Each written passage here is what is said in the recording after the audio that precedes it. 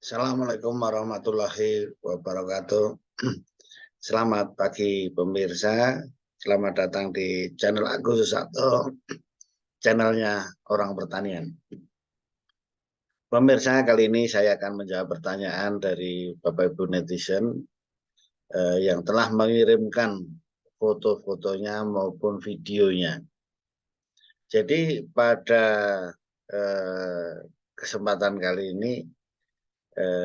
ini berkaitan ya, apa yang saya sampaikan berkaitan berurutan terus-menerus. Yang nonton video ini karena nonton video sebelumnya. Jadi video sebelumnya saya menyarankan pemupukan dengan pupuk majemuk tertentu yang komponennya tertentu yang karena kalau dihitung-hitung itu cocok dengan kelapa sawit. Jadi dengan komponen 13, 6 atau 8, 27, 4, nah kan gitu. Plus TE, terus elemennya atau boronnya. Jadi yang tanya ini akan memupuk dengan pupuk yang setelah dilihat video tersebut. Nah, tentunya zaman sekarang pupuk itu mahal. Nah, oleh karena itu harus minimal 4 tepat yang sering kita sampaikan. Tepat jenis, tepat dosis, tepat cara, dan tepat waktu atau frekuensinya. Supaya apa? Supaya efektif dan efisien. Nah, jadi tidak sia-sia. Kalau kurang juga bermasalah, efeknya tidak besar. Kalau lebih, nah, itu mubazir, bahkan memberikan efek samping atau efek negatif. Bisa jadi overdosis dan sebagainya. Oleh karena itu, yang penting dalam pemikiran pemupukan untuk mencapai 4T tadi, 4 jenis, dosis, waktu, dan cara adalah kita meningkatkan efektivitas dan efisiensinya. Caranya apa? Nah, caranya ini yang akan kami sampaikan. Jadi pertanyaan pokok dari Bapak yang menanyakan ini, Pak, ini kebun saya seperti ini, saya pupuk, apa sarannya, apakah perlu disemprot? Nah, apakah perlu semprot? Artinya kan yang disemprot mana juga harus jelas. Harus lihat apakah piringannya saja atau gawangan matinya saja. Oleh karena itu ngirim 3 foto, tapi saya pilih 2 ini supaya mewakili.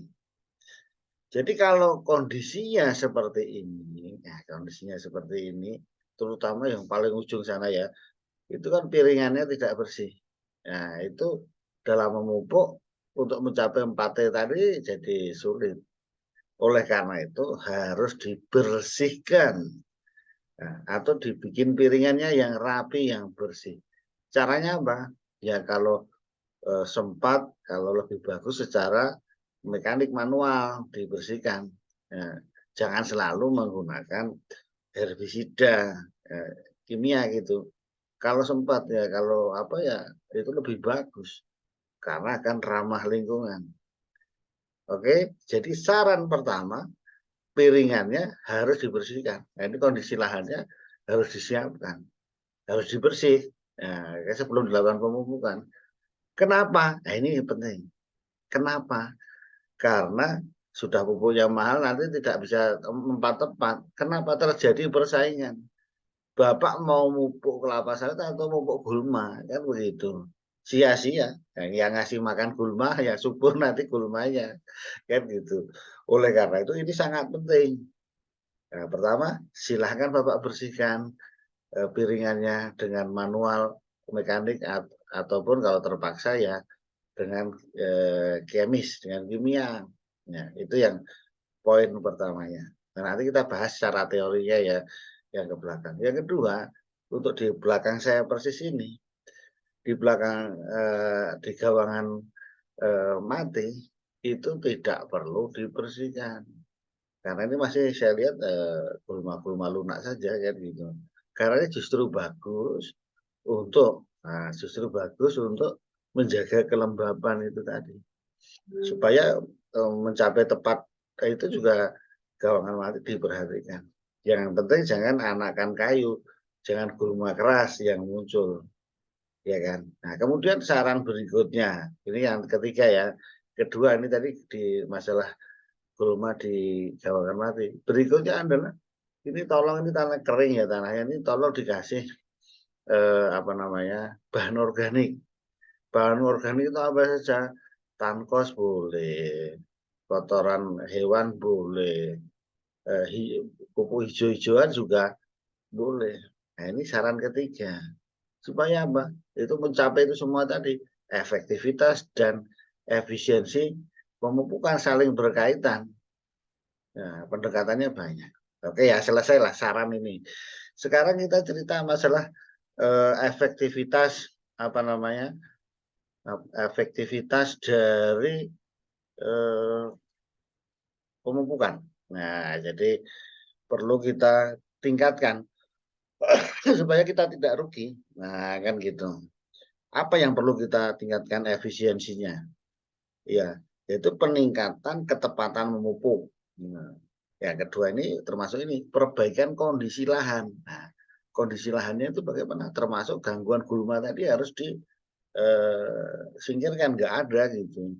Berikutnya pemilihan pupuk ini kan termasuk yang inherentnya pupuknya jangan yang cepat menguap, ya kan?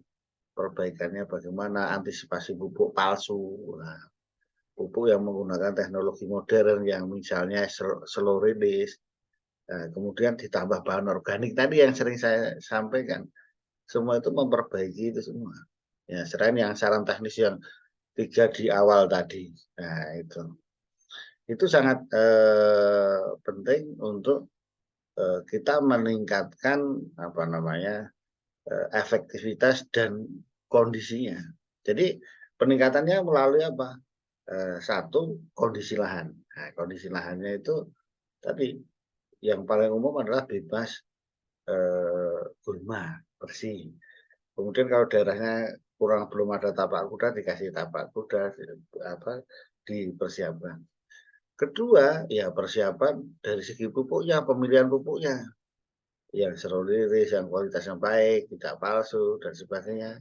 Kemudian penyimpanan pupuknya, ya jangan sampai terendam di tempat yang panas kering, ya kan gitu. Jadi semua itu jadi peningkatan efektivitas dan efisiensi pemupukan.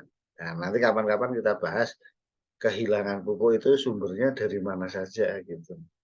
Karena semua itu bisa yang kita omongkan ini tadi bisa mengakibatkan kehilangan pupuk dari kondisi ini sekian persen, ini sekian persen, ya kan gitu. Nah ini dulu jawaban kami untuk Bapak yang mengirim tadi kondisinya. Demikian pemirsa, mudah-mudahan ini bisa membantu memperbaiki kebun kelapa sawit Bapak Ibu sekalian.